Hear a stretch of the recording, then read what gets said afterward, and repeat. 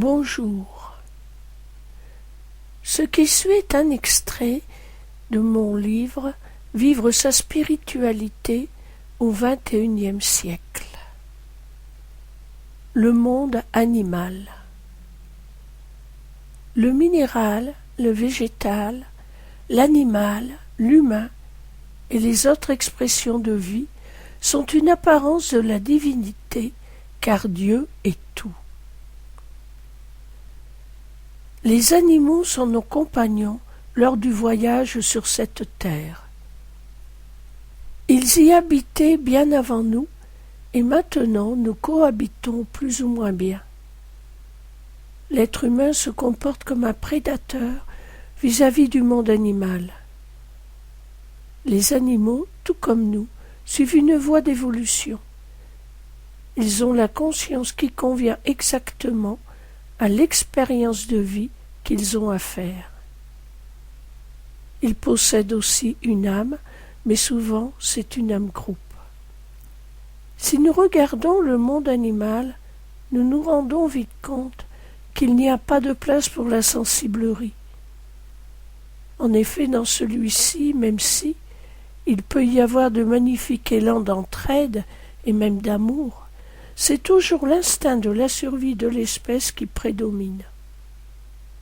Peut-être cela est-il dû au fait que l'animal est guidé par une âme groupe, qui veille à l'ensemble tout en veillant sur l'individualité. Toutefois, lorsque nous regardons le monde animal avec toute sa diversité, nous nous rendons compte que la vie est riche, mais aussi que la notion de souffrance y est bien différente.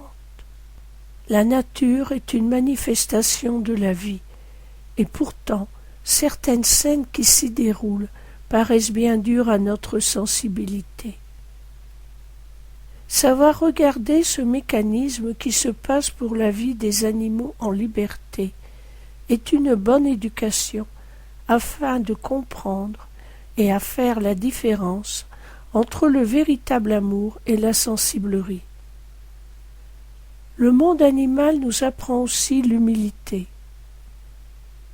En effet, il est courant que l'être humain regarde le monde animal avec un esprit de supériorité. Or, l'animal et l'humain sont à égalité par rapport à la vie. Certains disent que nous avons la domination sur eux, car c'est écrit dans la Bible. Mais est-ce une raison pour ne pas prendre en compte leurs besoins et leurs souffrances? Ne serait-ce pas plutôt la responsabilité de veiller sur eux? Le récit de la Genèse est une traduction d'une allégorie d'un ancien enseignement oral, écrite dans une langue qui ne se parle plus. Et si l'humain croit avoir la domination sur les animaux, cela veut-il dire que ces animaux ne méritent pas le respect? Certes non, je ne le pense pas. Nous avons la domination dans le sens où nous avons la responsabilité. De par notre forme d'expression, nous pouvons construire et détruire. Nous construisons des maisons, des usines, des machines, des villes, etc. Mais tout cela ne veut pas dire que notre vie est plus importante que la vie d'un animal. Toute vie mérite le respect. La personne qui communique avec les animaux, et pas seulement avec ceux de compagnie, se rend compte de la diversité de ces formes de pensée et aussi de la richesse de leur univers. Bien sûr, nos compagnons à quatre pattes qui vivent près de nous ne comprennent pas les difficultés de payer les impôts ou bien la façon dont un ordinateur fonctionne. Mais cela ne veut pas dire qu'ils ne comprennent pas toute notre gamme d'émotions. L'animal est sensible et intelligent.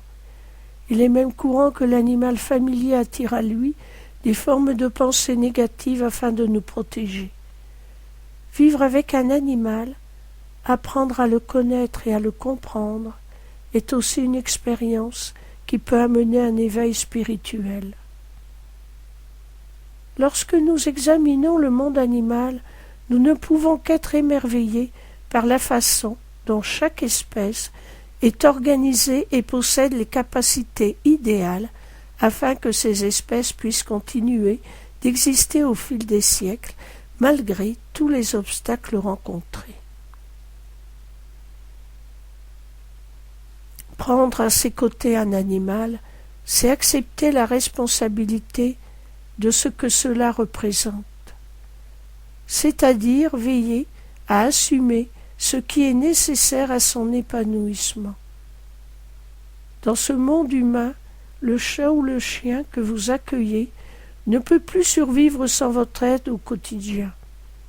La domestication et le mode de vie que l'humain a amené aux animaux de compagnie a transformé ses instincts naturels de survie et de plus dans ce monde urbain, il ne peut plus trouver sa nourriture et tout ce dont il a besoin.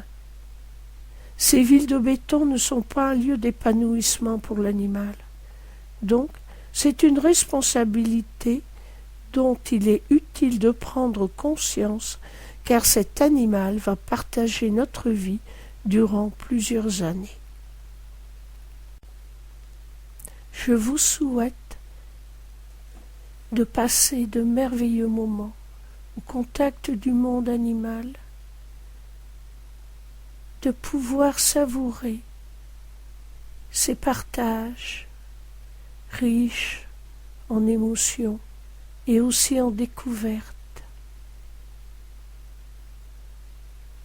Soyez tous bénis, que toutes les bénédictions de la vie soient avec vous.